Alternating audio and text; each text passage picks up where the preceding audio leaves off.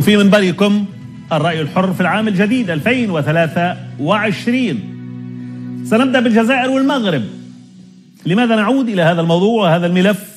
لأن هناك تطورات وهناك تصريحات، بعضها في السياسة وبعضها في الرياضة. نحاول الليلة أن نسأل إذا كانت الرياضة تلين شيئا من مصاعب السياسة. المغرب يشترط السفر المباشر إلى الجزائر للمشاركة في بطولة إفريقيا للاعبين المحليين، والتي تبدأ في 13 من هذا الشهر، يعني قريبا، أيام معدودة. الطلب يبدو طبيعي نظريا. الرئيس الجزائري يقول أو قال مؤخرا إنه صفق على أداء المنتخب المغربي في كأس العالم الذي جرى في قطر مؤخرا، لأنه شرف كرة القدم المغاربية والعربية والإفريقية. تبون في ملف العلاقات يقول في نفس الحوار أن قطع العلاقات مع المغرب كان بديلا للحرب. تصريحات وأحداث. هل تكون الرياضة مدخلا برأيكم لتليين السياسة بين البلدين؟ لأنه واضح بأنه الرياضة الحقيقة، على الأقل الرئيس الجزائري واضح بأنه سعيد بأداء المنتخب المغربي وصفق له، لكن في السياسة ما تزال هناك تراكمات كثيرة. الجزائر والمغرب، العلاقة إلى أين في ضوء هذه المستجدات؟ وهل يفتح الجزائر أبوابه أمام طائرة مغربية مباشرة من الرباط لتحط في قسنطينة للمشاركة في هذه البطولة القريبة، أم سيتذرع بسوء العلاقة ربما وقطع الأجواء أمام الطائرات العسكرية والمدنية المغربية، ويشترط أن تحط الطائرة المغربية مثلا في باريس أو ربما في تونس، ثم منها تعود إلى قسنطينة؟ ماذا سيكون الموقف الجزائري في ساعتنا الأولى؟ الساعة الثانية الحقيقة نخصصها لتونس الليلة، وفي موضوع مختلف. أنباء عن اعتقال المقرئ الكويتي محمود الرفاعي. مقرئ وشيخ، وجاء فاعل الخير، جاء ليشرف على تحفيظ القرآن في مدينة تونسية جنوبية، مسابقة لتحفيظ القرآن. تضامن شعبي واسع مع هذا الشيخ. ماذا فعل الرجل؟ كل القضية كما تقول محاميته هو تنظيم مسابقة للأطفال من عدة جهات لتحفيظ القرآن الكريم في فضاء خاص بولاية قفصة وأمام أنظار الجميع. لم يكن الأمر سرا، ولم يكن في مخبأ تحت الأرض، ولم يكن فيه ما يدعو للريبة. ما الذي يجري في تونس يا ترى؟ ولماذا تحارب النشاطات الدينية وتنسق أحيانا بالتطرف أو الإرهاب؟ يتساءل بعض النشطاء على صفحات التواصل. هل هذا الأمر يتكرر؟ لا نريد أن نبالغ الحقيقة، ولكن هذه الحادثة أثارت حفيظة الكثيرين وطرحت أسئلة أكثر منها إجابات. أين الإرهاب في مسابقة لتحفيظ القرآن؟ يتساءل كثيرون. وهل مسابقات تحفيظ القرآن باتت جريمة في ظل سيطرة قيس سعيد وبعض اليسار الاستئصالي من حوله؟ يتساءل البعض بصوت مرتفع. أسئلة كثيرة نطرحها في ساعتنا الثانية، لكن دعونا نبدأ من الجزائر والمغرب. العلاقات، دور الرياضة لعلها في تليين ما خلفته السياسة من أزمات.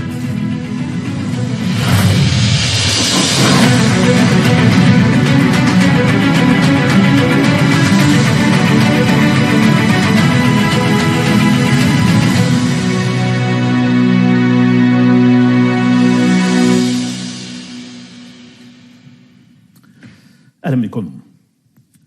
اشترط المغرب مؤخرا رحلة مباشرة لمدينة قسنطينة من أجل المشاركة في بطولة إفريقيا للاعبين المحليين لكرة القدم المزمع تنظيمها في الجزائر هذا الشهر. جاء ذلك بحسب بيان للجامعة المغربية لكرة القدم، كشفت فيها أنها راسلت الاتحاد الإفريقي لكرة القدم بخصوص احترام بنود دفتر التحملات لاستضافة البطولات الإفريقية، خاصة فيما يخص تسهيل ظروف المنتخبات المشاركة في هذه المسابقة. وفي بيانها ذكرت الجامعة بقرار مشاركة المنتخب لأقل من 23 سنة في منافسات هذه البطولة التي تستضيفها الجزائر ما بين 13 من يناير الحالي و4 من فبراير المقبل. طلبت الجامعة بسفر المنتخب المغربي إلى مدينة قسنطينة التي ستستضيف مبارياته في هذه البطولة عبر رحلة مباشرة انطلاقا من مدينة الرباط وبواسطة طائرة خاصة للخطوط الملكية المغربية الناقل الرسمي للمنتخبات الوطنية. لوحت الجامعة بأنه في حال رفض طلبها فقد قررت عدم المشاركة في هذه البطولة. في سياق الرياضة أيضا نوه الرئيس الجزائري عبد المجيد تبون في الأيام الأخيرة بالإنجاز الذي حققه المنتخب المغربي في كأس العالم الأخير بقطر بعد تأهله إلى دور نصف النهائي وإنهائه المنافسة في المركز الرابع.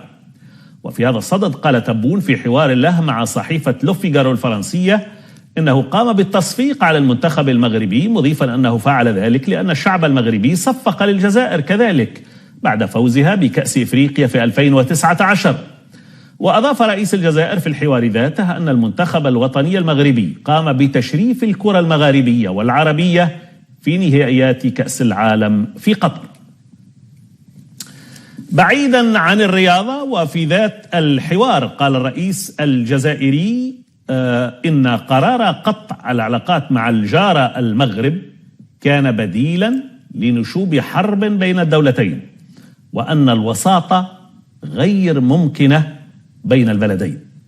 وأفاد تبون بأن قطع العلاقات مع المملكة المغربية صيف عام 2021 كان نتيجة تراكمات منذ عام 63 بحسب قوله. وأضاف أن النظام المغربي هو من سبب المشاكل وليس الشعب، فهناك 80,000 مغربي يعيشون في الجزائر بكرامة بحسب قوله. الجزائر والمغرب، إذن المغرب يشترط السفر المباشر إلى الجزائر للمشاركة في بطولة إفريقيا للاعبين المحليين والتي تبدأ كما قلنا 13 من الشهر الحالي. نظريا يفترض أو هكذا يبدو الطلب عادي وبسيط للغاية الحقيقة من باب الأمان. دورة إفريقية يشارك فيها المغرب باعتباره بلد عربي وبلد إفريقي، يريد لهذه الطائرة التي ستنقل اللاعبين أن تنتقل من الرباط إلى قسنطينة مباشرة، لا يمكن أن تذهب إلى بلد ثالث ثم منه تنطلق إلى الجزائر. لكن لأن الجزائر في سبتمبر 2021 قرر غلق مجاله الجوي على كل الطائرات المغربية العسكرية منها والمدنية، ربما سيمتنع. لكن هذه مسابقات دولية لأنها إفريقية وليست جزائرية، وبالتالي يفترض فيها يعني الاستثناءات. قطر ليست على علاقة مع الإسرائيليين، ولكنها لم تمنع الإسرائيليين من يأتوا هناك لتغطية مسابقات كأس العالم، وبالتالي في مثل هذه المسابقات هناك استثناءات لأنك أنت يعني ملتزم بقوانين دولية. أنا أحلل ولا أميل لأي جهة، ميلنا الحقيقة هو لإصلاح ذات البين بين هذين البلدين العربيين.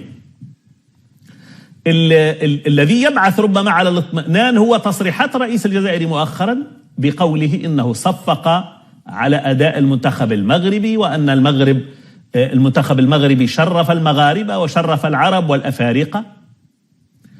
لكن في تصريح أو في ذات الحوار الحقيقة تصريح يتحدث على أن قطع العلاقات مع المغرب كان بديل للحرب، وهو ربما ما طرح استفهامات كثيرة بأن البلدين ربما كانا على شفا خطوة ربما من اشتعال الحرب بينهما. على كل حال، بين التفاؤل والتشاؤم، بين الرياضة والسياسة، هنا دعونا نبحث عما يدفع نحو التفاؤل خلال هذا العام.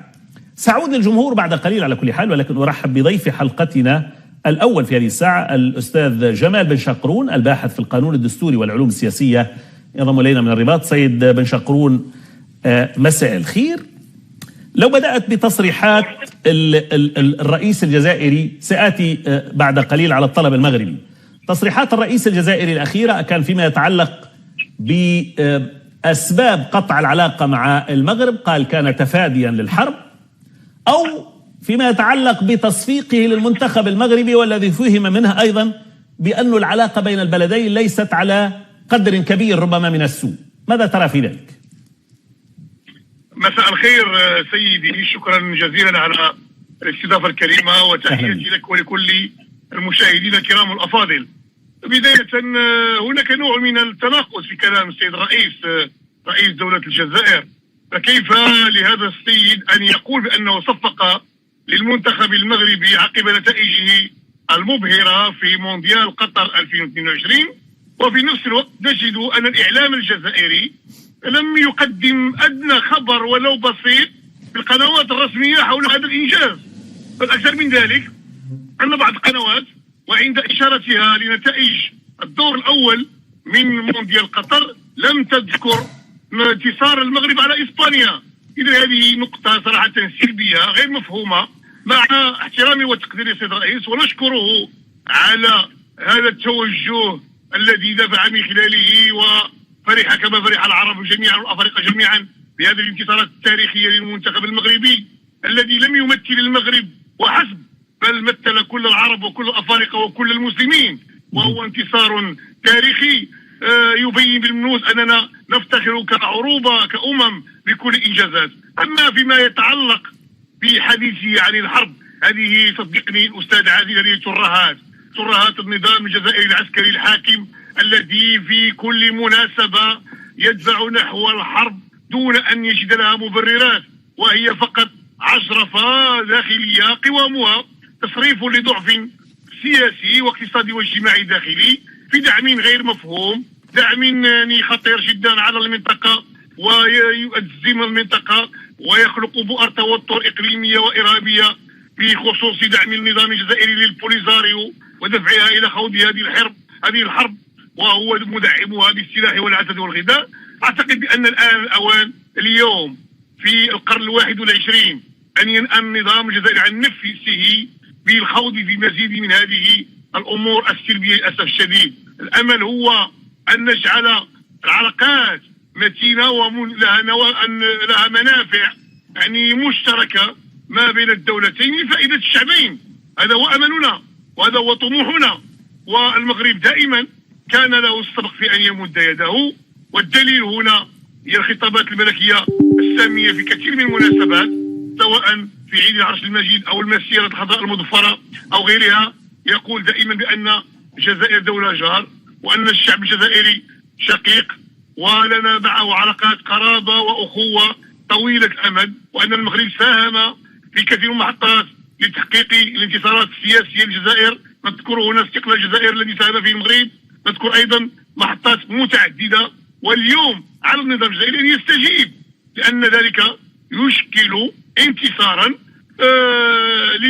للأمل الذي سينعش مصالح الشعبين على المستوى الاقتصادي وعلى المستوى الاجتماعي. نعم. وبالتالي أرى بأن هذه التصريحات هي فيها تناقض كبير، ويجب أن يجلس النظام الجزائري على طاولة الحوار مع المغرب لتفكيك شفرات أي مشاكل عالقة. لكن بالعمق ماذا يربح الآن النظام الجزائري من دعمه لجمهورية الوهاب والانفصال البوليزاريو، التي الآن أبانت كل التقارير وأبانت كل الصور على أنها في أفول وفي اندحار، وأن كثير من الصحراويين المحتجين هناك يريدون العودة إلى وطنهم من المغرب، وأن ما يعيشونه الآن من أزمات اقتصادية واجتماعية هي ظاهرة للعيان بشهادة مبعوثين وموفودين من دول أجنبية زاروا تندوف اللي هي أرض جزائرية بالمناسبة، وعاينوا بأم عينهم ما يعيش هؤلاء المحتجزون هناك.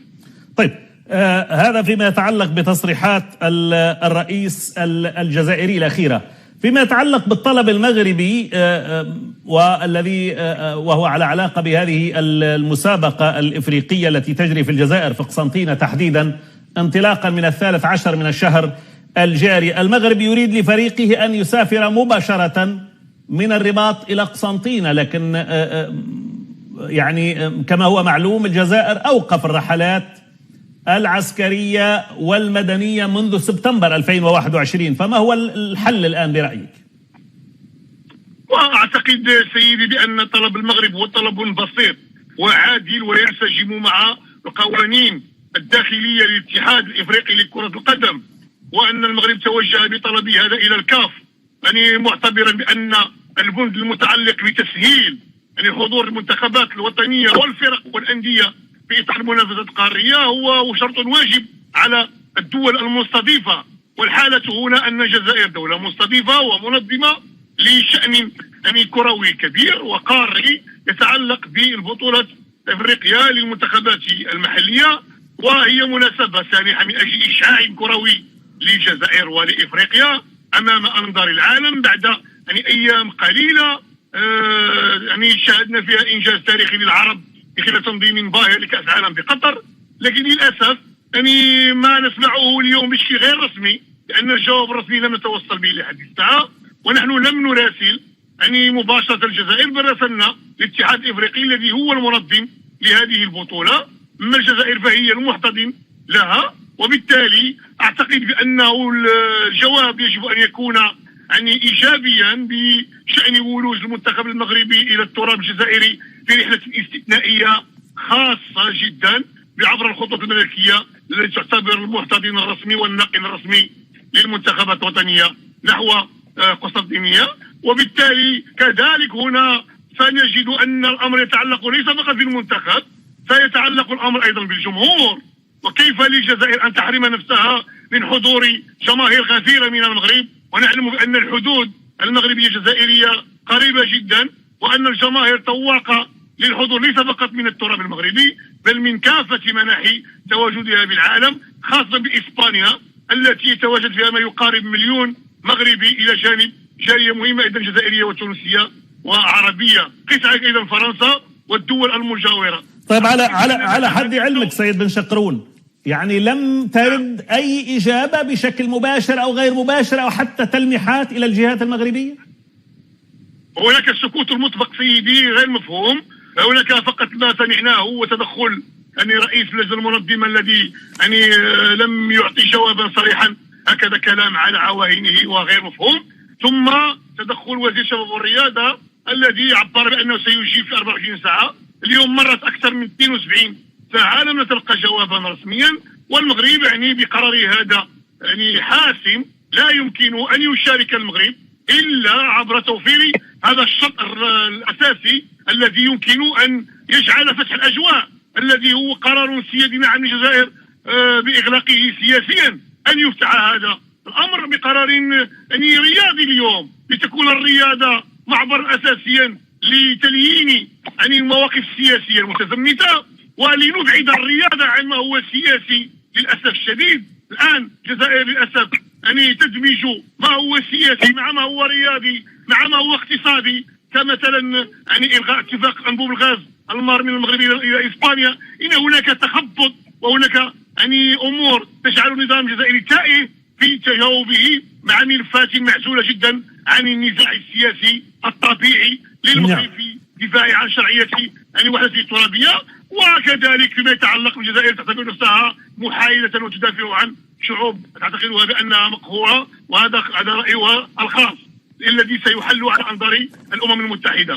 لكن اليوم سيحاسب أيضا الاتحاد الكروي الجزائري في مرحلة ما بعد الشان في المناسبات القارية الأخرى، يعني كالبطولة بطولة الفرق والأندية القارية التي أيضا لدينا معهم الآن مباريات يعني. وبالتالي المغرب قدم يده الممدودة في عز جائحة كورونا. استقبل المغرب المنتخب الجزائري استقبالا حار لمدينة مراكش في إطار خوضه لإحدى المباريات الإقصائية مع منتخب بوركينا فاسو المستضيف والذي استضاف مباراته هذه داخل التراب المغربي، وكان استقبالا حارا. والجزائر عبرت بطائرتها يعني عبر التراب المغربي وإلى مطار المنارة بمراكش دون أي مشاكل. فماذا حصل اليوم دون يعني لا يقوم يعني الجزائريون خاصة القيمون على الشأن الكروي نعم على كل دورهم بعيدا عما هو سياسي. نعمل على كل حال. ما تزال الأيام يعني ربما 10 أيام ما تزال تفصلنا عن هذه الدورة، ونأمل أن يحصل المغرب على تجاوب إيجابي في هذا المجال. السيد جمال بن شقرون الباحث في القانون الدستوري والعلوم السياسية، كنت معنا من الرباط، نشكرك جزيل الشكر. سيكون معنا في النصف الثاني من هذه الساعة ضيف جزائري. على كل حال الزملاء يحاولون، نأمل أن نصل إلى أي ضيف ربما يرد على تساؤلات ضيفنا أيضا وتساؤلات الجمهور أمامي على الواتساب. ياسمين من ألمانيا تقول المفروض ألا تقوم المغرب والجزائر بالخلط بين الرياضة والسياسة. هو أحيانا يا ياسمين الخلط يكون إيجابي لأن كما يقال دائما السياسة تلطف الرياضة، تلطف أجواء السياسة المتعفنة أحيانا طبعا. تقول هذا ينطبق أيضا على الأوروبيين المتحضرين الذين منعوا فريق كرة القدم الروسي من الاشتراك في تصفيات أوروبا للوصول للمونديال قطر لأن اللاعبين لم يعلنوا الحرب على أوكرانيا. في هذا الجانب نعم كلامك مفهوم وصحيح. نأخذ مشاركة أخرى. صوفيا الحسيني تقول إنها ديدنات فئة من الطبقة السياسية الحاكمة أن تخلق للشعب عدو وهمي ليحققهم مكاسب سياسية دولية وربما مالية كما تقول. الخاسرون دائما هم الشعب الجزائري والمغربي الذين هم أصلا متجانسون على كل الأصعدة، وهذا ما فعله السيسي وانقلابه عندما قال لمعارضيه احنا شعب وانتو شعب. طيب أحمد من الجزائر، مساء الخير. أحمد. الخير، السلام عليكم. وعليك السلام ورحمة الله. السلام عليكم. يظهر أن المطلب المغربي حول توجه المنتخب الوطني نحو الجزائر. طيب يا ريت الزملاء لو يرفع الصوت شوي لأنه لا أكاد أستمع للمشارك. إن شاء الله صحيح. تفضل أحمد، واصل تفضل. أقول يبدو أنه المطلب المغربي بفريق التوجه فريق من الجزائر برحلة مباشرة مطلب منطقي وجيد، وإن شاء الله ربما يكسر الجليد بين البلدين. هي أحمد كما قال ضيفنا منذ قليل، اسمح لي أحمد، ضيفنا منذ قليل أشار إلى نقطة مهمة الحقيقة. هي تتعلق بالفريق نعم، ولكن تتعلق بالجمهور، لأن الفريق له جمهور ومن حقه أيضا أن يرافقه جمهوره لتشجيعه، والجزائر يستفيد من هذا الجمهور لأنه المناسبات الرياضية كما تعلم هي مناسبات اقتصادية في النهاية. نعم، هذا من حقهم التوجه برحلة مباشرة. لماذا يعني يعملون دورة كاملة؟ كما أن وزير العدل الجزائري توجه في رحلة مباشرة إلى المغرب قبل شهرين، من حق هؤلاء نفس الشيء. ولكن يبدو أن هناك نوع من الخلاف في هرم السلطة الجزائرية. هناك من يميل إلى الحوار وإلى فتح الرحلات المباشرة، وهناك جناح متطرف لا يريد يبقى الأمور على كما هي، يعني في حالة القطيعة. نتمنى تتحسن الأمور، هذا الذي نتمناه. طيب شكرا لك أحمد. نأخذ أيضا سليم من الجزائر، مساء الخير. عليكم. وعليك السلام. سي صالح، واش راكم؟ الله يبارك فيك. الحمد لله. ماذا ترى في هذا الطلب المغربي بما أنك من الجزائر؟ والله يا سي صالح، أنا من الناحية المغرب كل ما تكون بطولة إقليمية في الجزائر إلى النقطة السوداء المغرب بهذا الذكاء. هي على بالها باللي راهي الأجواء مغلوقة كما في الأوديسات، وفي الأخرين راحوا كل على تونس وجاو علاه حبوا يشبثوا بهذه القضية. المهم نحي عليك السوق هذا، روح تونس روح نورمال دير رومبوار روح نورمال، راح المشكل. لا كل ما تكون دورة إقليمية من الجزائر تكون نقطة السوداء المغرب. يا سليم يا غالي، اسمح لي تفضل. يعني أنت تغلق حدودك. طبعا العرب جميعا على فكرة ضد إغلاق الحدود فيما بينهم، لكن لنأخذ الأمر الواقع الآن. الجزائر أغلق حدوده أمام المغرب، فقط تكمل الفكرة. الجزائر أغلق حدوده أمام المغرب، هذا من حقه، لكن فيما يتعلق بالمنافسات الرياضية هي ليست قوانين جزائرية خاصة، هذه منافسة إفريقية، وبالتالي الجزائر خاضع للقوانين الإفريقية وضرورة أن يفتح أبوابه أمام الفرق القادمة وجماهيرها، وبالتالي الجزائر يعني ليس حر في هذه النقطة عزيزي، أنا هكذا أرى والله أعلم. تفضل. ولكن الجزائر لم تغلق أبوابها شي صالح. طيب لماذا لا يعطى إذن الإذن من الآن حتى يستعد المنتخب المغربي وجماهير المنتخب المغربي الفريق المغربي؟ شوف سي صالح نكون واقعيين. الرياضه تبقى رياضه. حلو. الرياضه تبقى رياضه. كلام جميل. لا نخلط الامور، ولكن ان تقول الجزائر اغلقت ابوابها على المغرب، لا هي مفتوح الابواب ومرحب بهم، ولكن مرحب بهم في اطار السياده الوطنيه. طيب يا رجل، السياده الوطنيه يعني انت اسمعني يا عزيزي، اسمعني. كلمه السياده الوطنيه على فكره احيانا توضع في غير محلها. يعني لما يأتي منتخب أو فريق مغربي من الرباط مباشرة إلى قسنطينة، هو سيعتدي على سيادتك لا قدر الله مثلا؟ شو لا ما يعتديش. واحد يقدر يعتدي لواحد وشو هذه حاجة كيما هذه يا شيخ صالح، حاجة كيما هذه ما دام الطرف الآخر أنني مرحب بهم، باش يعني نقول كي هذا يبقى رأي شخصي، فلربما اخطا في ما اصيب، ولكن هذه الطرطاقات اللي مدارتها القياده المغربيه سيفولي ما تمشي على الجزائر في الابرام توسط هكذا، في هذه هكذا، في لاكوب دو موند هكذا. لا كثروا بزاف على ما وصلهم. لازم الشعب تاعهم يكون واعي مع الحكومه تاعهم. يا سليم صلي على النبي. صلي على النبي. المغاربه لم يقولوا لك عليه الصلاه والسلام. يعني المغرب الآن، وأنا هنا لا أدافع عن المغرب، والله أنا دائما أدافع على المغرب والجزائر. نعم. ولكن أدافع على المنطق الآن يا عزيزي. اسمعني لو تكرمت، اسمعني.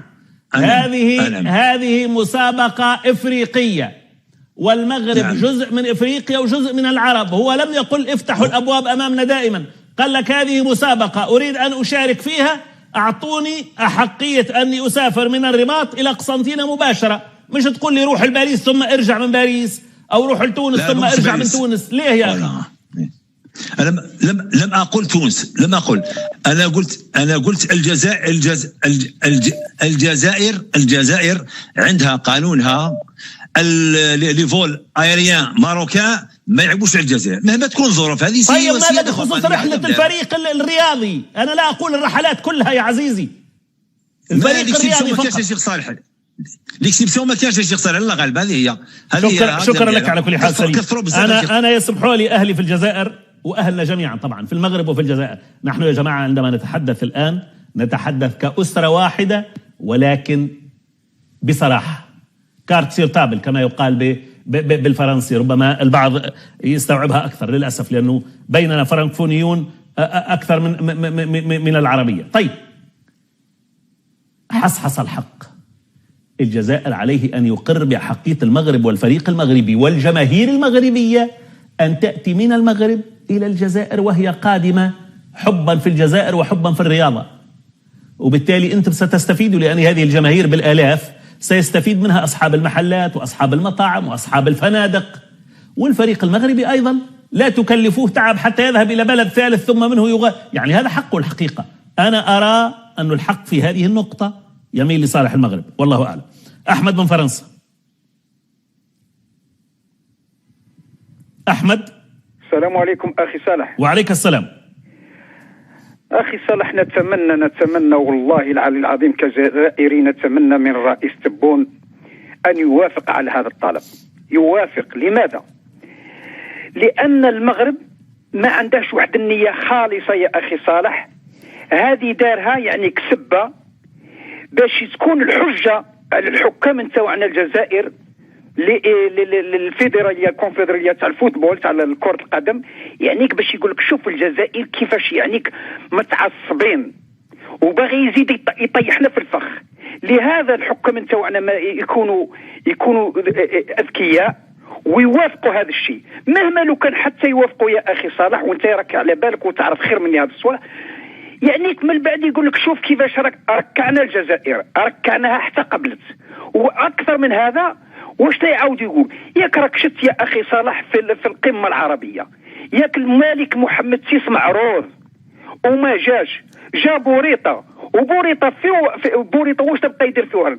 كل خطره يقبض صحافي من الجزيره، صحافي كذا وينتقد ويقول واحد الكلام يعنيك باش يوصلوا يطردوه ولا يديروا له شي حاجه مهما هذا. طيب يا احمد انا ساذهب معك في هذا الاتجاه الى ابعد مدى.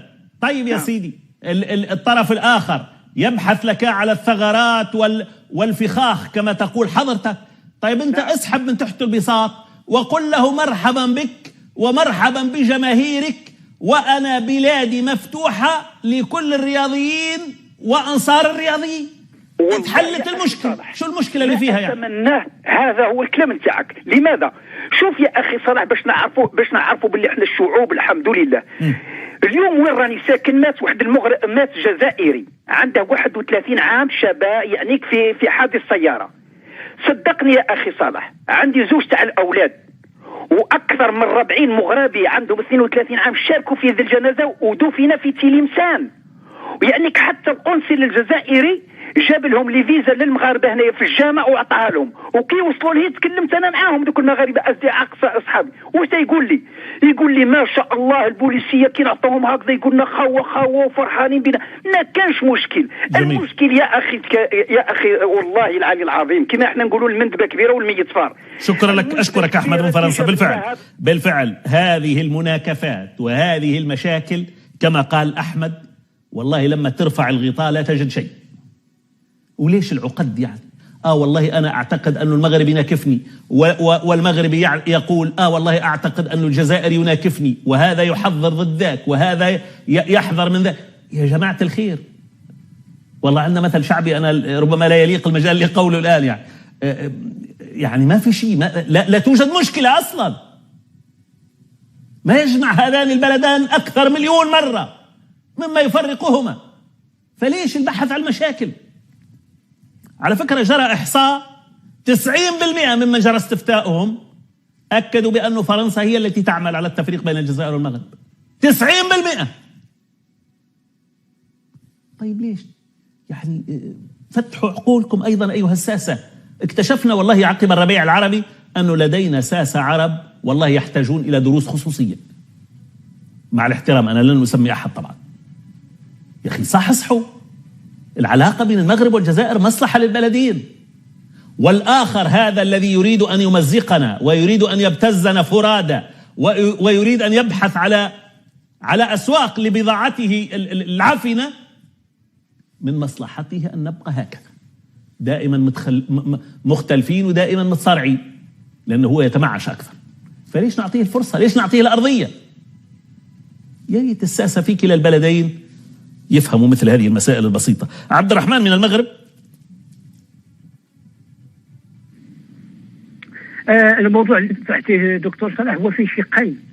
اولا الرئيس تبون كيف يمكن الملك المغرب او الرئيس التونسي اللي غادي يكون من بعد الانقلابي او اي رئيس دوله، لما اعتز الرئيس تبون بالمنتخب المغربي هو كان كيتحدث كمواطن جزائري اللي سميتو عبد المجيد تبون، وفي نفس الوقت كان يتحدث كرئيس دولة مغاربية، ما كانش كيقصد النظام، كان يتحدث اجتماعيا انسانيا، ما عنده علاقه في التصريح ديالو بالنظام.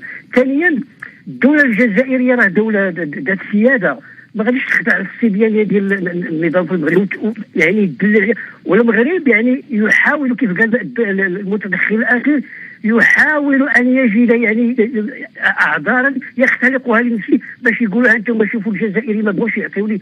يجب على النظام الجزائري المغربي إذا بغى يشارك في التظاهرة الرياضية أن يخضع لما يخضعون إليه جميع المنتخبات.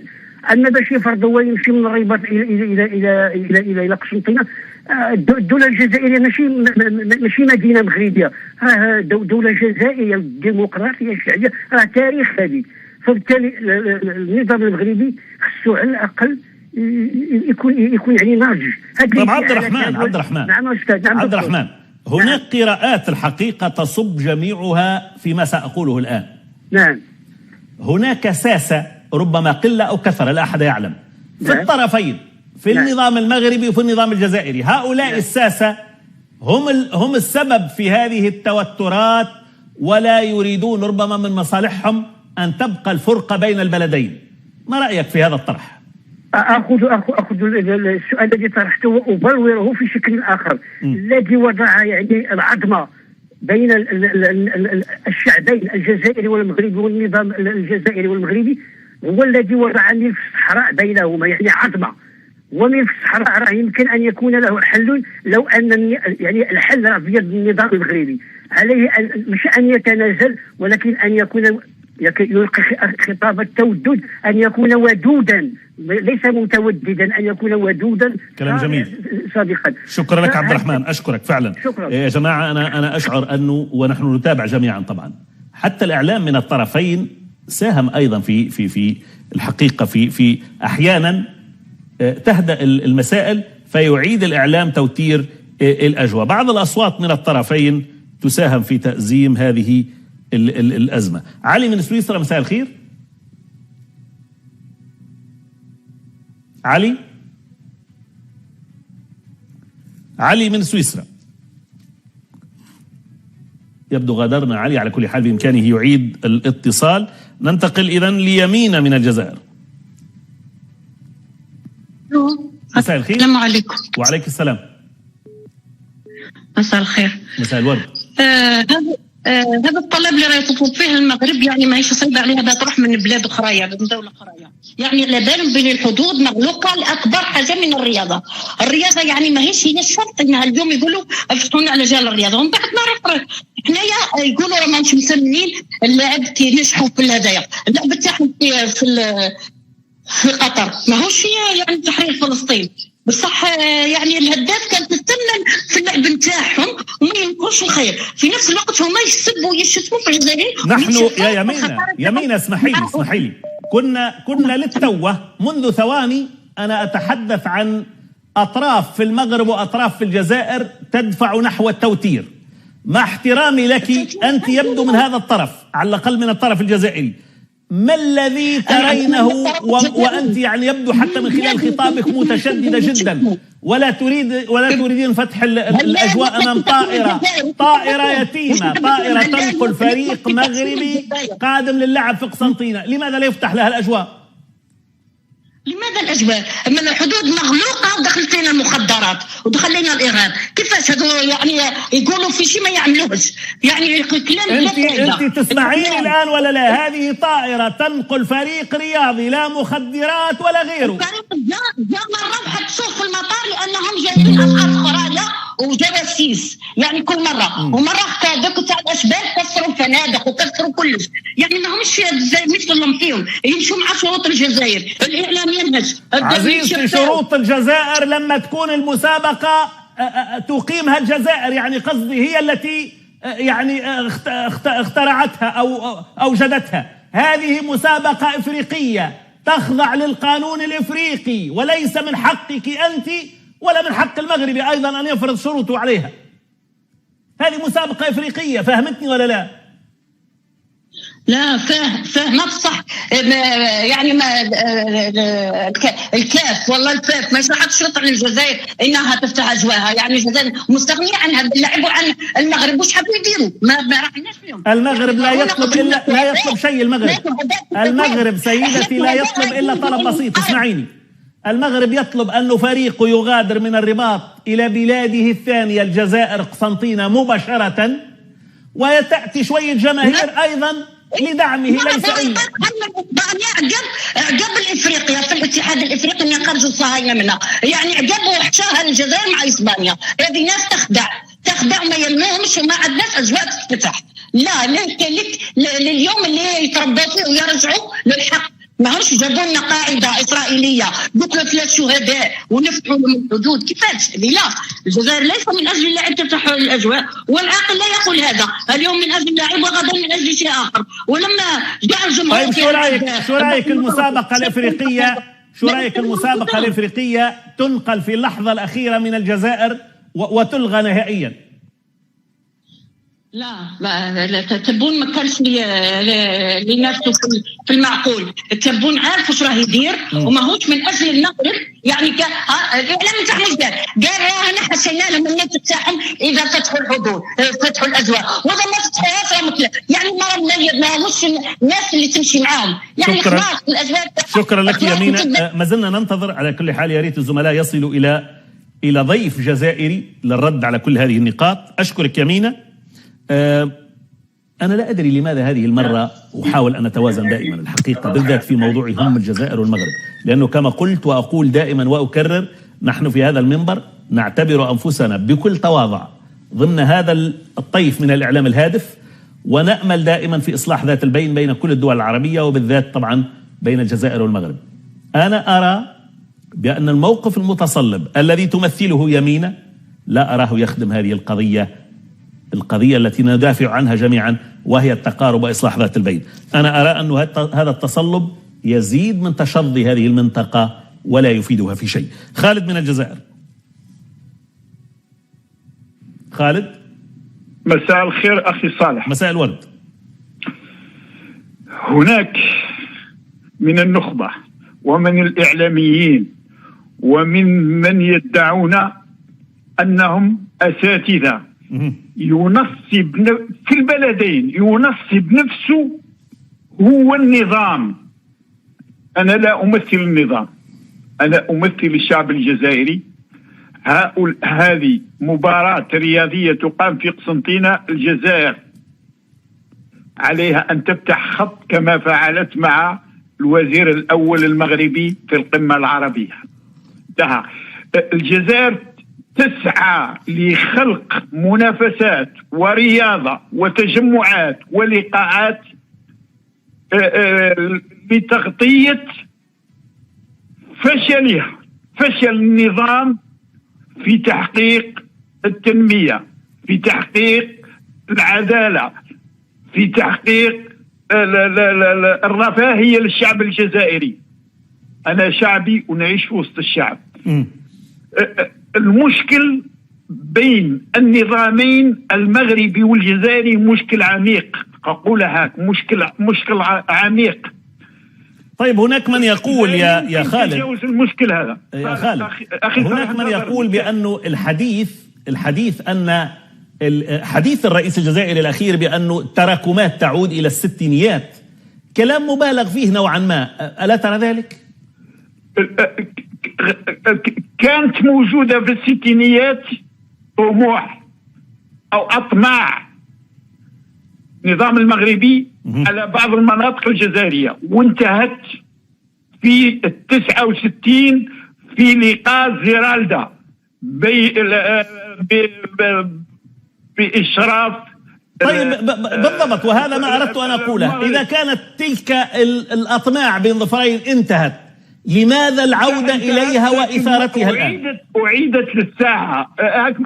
ما تركتنيش نكمل لك الفكرة. طب. الوضع الحالي لا يمكن تجاوز المشكل، لأن أصل المشكل ما زال موجود وهو البوليزاريو. نطرحها هاك. أنا لست مع البوليزاريو ولا نعمل حتى بالفكرة تاعها، لكن المشكل مطروح. شكرا لك خالد من الجزائر. واضحة النقطة الآن. أسامة من المغرب يقول الجزائر لا تريد مصالحة ولا وساطة ولا حتى السماح لطائرة المنتخب المغربي بالذهاب مباشرة، فهل هذه هي الجيرة؟ يقول أسامة من المغرب. سؤال وجيه الحقيقة. طبعا سيتهمني اليوم بعض الجزائريين بأني أنحاز المغرب. لا والله يا جماعة الخير، والله أنحاز لهذا الود وهذه العلاقة الضاربة في التاريخ والعمق، وهذه المصلحة المشتركة والدماء المشتركة والتراب المشترك والدين المشترك واللغة المشتركة بين البلدين وبين كل هذه الأمة. هذا ما ننحاز إليه جميعا، ليس إلا. طيب الهاشمي من السعودية يقول لماذا الفجور في الخصومة بين البلدين الحبيبين على قلوبنا الجزائر والمغرب، بينما نحن في المشرق العربي لقد غزا صدام حسين الكويت والكل يعلم ماذا حصل، ولكن اليوم عادت العلاقات العراقية الكويتية أقوى من ذي قبل، والمغرب والجزائر ليس بينهم ثأر ولكن فقط عناد السياسيين كما قال. عبد الحكيم من ألمانيا يقول لأن المغرب أصبح يتجسس بطائرات مع إسرائيل على الجزائر لأنهم يدخلون بالطائرات الحربية ويتجسسون على الجزائر. أين يدخلون؟ لا أحد يدخل أولا للأجواء الجزائرية ولا للأرض الجزائرية. الوجود الصهيوني لا أحد معه، ويعني من باب الأمانة والموضوعية أيضا كل هذا الجمهور المغربي الذي يتواصل معنا ونسبة المغاربة الذين يتظاهرون واضح بأنه حتى الجمهور المغربي في غالبه ليس مع هذا التطبيع، وبالتالي يجب أن نفرق أيضا. التطبيع قامت به السلطة في المغرب ولا يتحمله كل المغرب، ولكن علينا أن نفرق أيضا، يعني مش كل شيء نحطه في قالب بعضه في وعاء واحد. يا جماعة الخير، هذه منافسة إفريقية في كرة القدم، والرياضة أخلاق أو لا تكون، والأخلاق تقتضي أن يسمح للفريق المغربي أن يأتي من رباط مباشرة لقسنطينة، ولا يعني هذا تجاوزا على الحدود ولا الأجواء الجزائرية، وهو استثناء في إطار الرياضة. أنت أغلقت حدودك، لك كل الحق، لكن الاستثناءات في الرياضة كما قلت كما حصل في كأس العالم.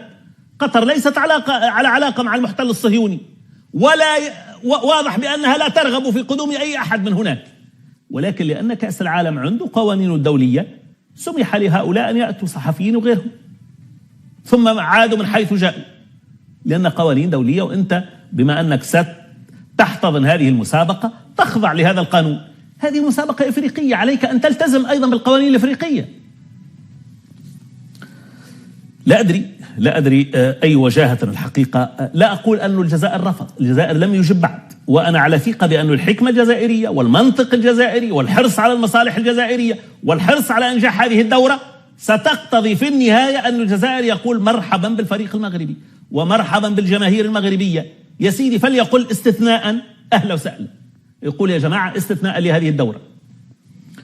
هلال من الجزائر، مساء الخير. هلال. السلام عليكم. وعليك السلام. الو السلام عليكم. تفضل. وعليك السلام. أخ صالح. أيوة. بالمختصر المفيد المغرب بعد أن فشل الدخول إلى الجزائر من الباب يحاول عبثا أن يدخل من النافذة، وهي محاولة بائسة وفاشلة. القانون واضح، والقانون الدولي في هذه المسائل واضح ووضوح الشمس، فقرار منع دخول الطائرات على الأجواء الجزائرية هو قرار سيادي مطلق. وما على الإجراءات التي تتبع فيما يتعلق بالأنشطة الرياضية إلا أن تتكيف مع القرارات السيادية لأي دولة. نعم. ألو سامعك تفضل واصل. الأمور واضحة. سياسة المغرب تعتمد على الخطب الملك على أنه يمد اليد الممدودة للجزائر، وهي في الحقيقة لا تعكس حجم الأزمة العميقة الموجودة ما بين الجزائر والمغرب، وليست هي قضية الصحراء الغربية. طيب هلال، يا هلال دعنا نبقى في هذه النقطة. أنا حريص على أنه موضوع الرياضة هذا يعني لا يوضع في وعاء السياسة العفن. الرياضة دعوها تبقى طاهرة ونظيفة ونقية. أنت ترى أنه من حق المغرب يأتي الفريق المغربي بطائرة مباشرة من الرباط إلى قسنطينة أم لا؟ ليس من حقه يا أخ صالح. طيب لماذا؟ ليس من حقه لأن هناك قرار سيادي جزائري يمنع منعا باتا دخول الأجواء الجزائرية. طيب يا سيدي على راحتك، امنع ما تشاء. هذه المسابقة إفريقية وليس من حقك أن تفرض عليها القوانين الجزائرية، واضح. ولو خلينا الأخ صالح. نعم أخ صالح. نعم. على من الرياضة لنذهب إلى أمور دينية في الحج. لا شكرا لك. أريد أن أبقى في الرياضة أنا ليلى. شكرا لك لأن موضوعنا رياضي. شكرا لك. ليرد محمد من المغرب الآن، ربما عنده رد.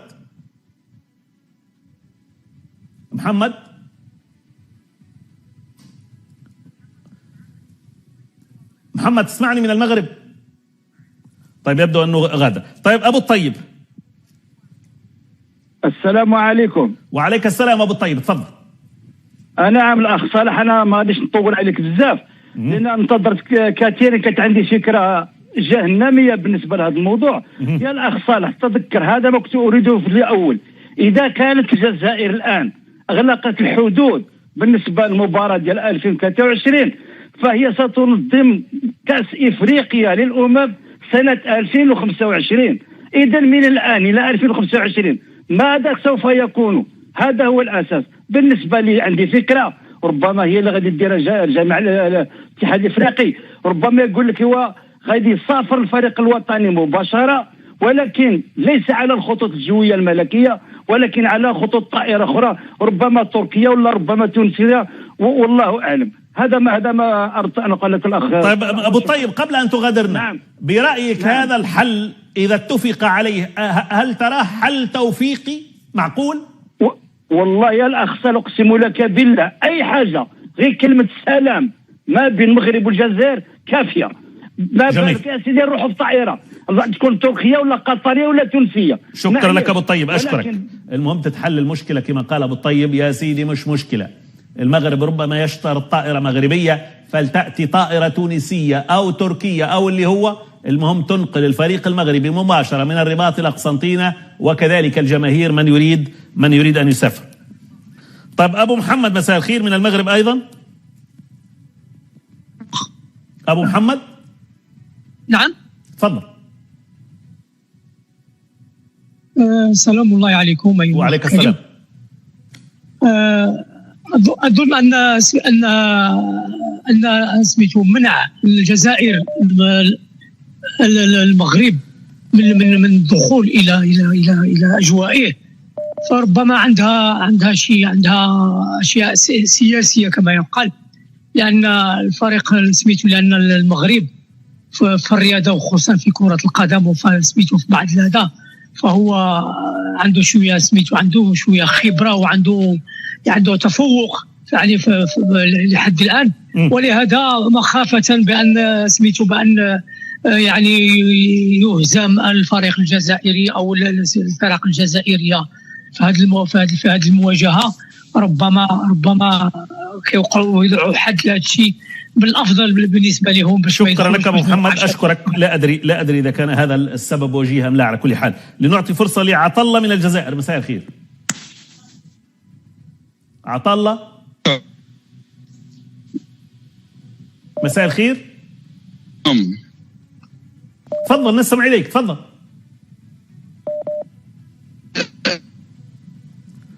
يبدو هناك إشكالية في الصوت من المصدر يا عطلة، لو تعيد الاتصال فيما تبقى من دقائق معدودة نعطيك فرصة.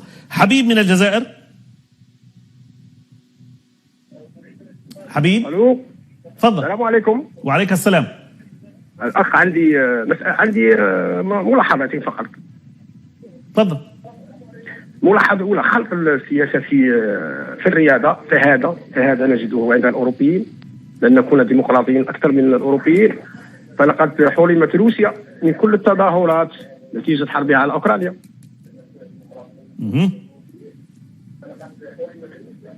نعم. هنا خلط بين الرياضة والسياسة. حرمت من كل التظاهرات، هنا خلط بين السياسة والرياضة. فيما يخص الأجواء الجزائرية،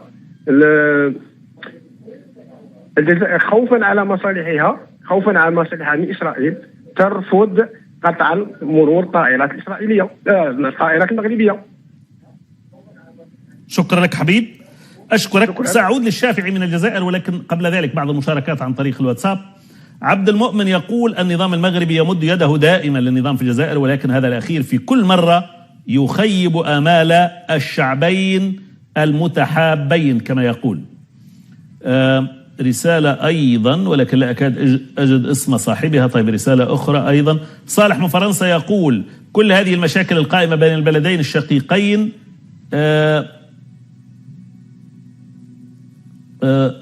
لا أدري اسمه صلاح أو لا، على كل حال لكن الحقيقة اختلط الاسم بالرسالة، فلم أعرف ما اسم صاحب الرسالة، لكن الرقم من المغرب كما يبدو لي أمامي. طيب ناخذ رسالة ثانية إذن. عبد الله عبد العزيز من الزاوية يقول نرشح الرئيس المرزوقي للتوفيق بين جميع دول المغرب مع مقترح إلغاء المغرب للتطبيع ووقف الجزائر دعم بوليزاريو والدخول في اتحاد المغرب الكبير.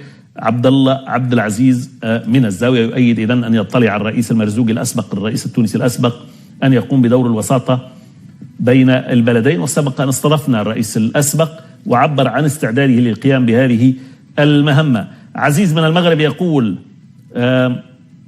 الجزائريون بريئون براءة يوسف من الذئب، فحكام الجزائر كما يعرفهم الشعب والحراك الذي قام ضد الجنرالات فرنسا ويتحركون فقط بوصاياها. والله لم أفهم شيء من جملتك، اسمح لي يعني. يا ريت تتحدث حديث موضوعي سيكون أكثر إقناع وأكثر سلاسة. لكن لما تكون عندك النزعة هذه محاولة للإساءة كما تبدو من الرسالة يضيع منك المعنى. سليمان قسمية من الأغواط يقول لماذا المغرب يكبر في المشكلة؟ لا، المغرب لا يكبر المشكلة، المغرب يطلب أنه يسافر ويشارك في الدورة. أظن هذه أو هذا سبب تافه. يقول ألا يقوم، لماذا لا يقوم برحلتين؟ ما المشكلة في ذلك؟ يقول وليش تكلفوا أنت رحلتين؟ يعني واحد قالوا له أين هي أذنك؟ قال بدل أن يقول هذه قال هذا. يعني هو مسافر لقسنطينة، تريد منه أن يسافر إلى باريس، ثم من باريس يسافر إلى قسنطينة. بالله عليك هذا منطق؟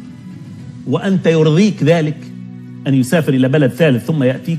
قال شو؟ قال والله مانع الرحلات. يا أخي اعمل استثناء، يعني القوانين هذه قرآن.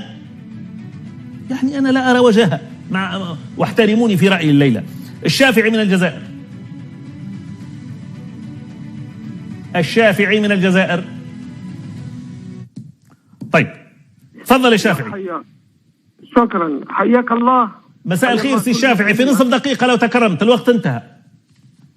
والله لحد الساعة أخي صالح أنا جزائري لم أجد أي مبرر لكي يقطع النظام الجزائري العلاقات مع المغرب الشقيق. والله نطرح السؤال إلى النظام الجزائري، راهو على باله باللي دول قارة أوروبا، إفريقيا، آسيا، أمريكا، كلهم قالوا له أعطينا حتى مبرر، أعطينا حائرة في النظام الجزائري لماذا قام بقطع العلاقات. علاش؟ أعطينا مبرر واحد. لماذا قلت قطعت العلاقات بدلا من ان تقوم حرب؟ علاش؟ هل ممكن هذا؟ علاش تقوم حرب بيننا وبين اخواننا؟ دم واحد، ساعدونا في الثوره. الجزائري ما فيهاش عيب، اعطيني مبرر. علاش راح تقطع العلاقات مع المغرب؟ علاش؟ ما يعطيك حتى مبرر. تك اعطينا مبرر. يدور راسه يعطينا مبرر. وش دار لك المرة؟ شكرا لك الشافعي من الجزائر، واعذرني طبعا لضيق الوقت. أود أن أشكر الحقيقة عشرات الرسائل أمامي. حسين من الجزائر، أبو بدر من المغرب، أبو سعد من المغرب، مصطفى من المغرب، عبد السلام من ليبيا، عبد العالي من المغرب، بو الطيب، مريم من المغرب، محمد حمدان من إيطاليا، صالح من المغرب، الصافية من المغرب، محمد من المغرب، صلاح من أمريكا، وآخرين كثر. أشكركم فردا ولكن اعذروني، موضوع الساعة الأولى للأسف الوقت المخصص انتهى. نتوقف الآن مع هذا الفاصل الإخباري ثم لنعود، فلا تذهبوا بعد.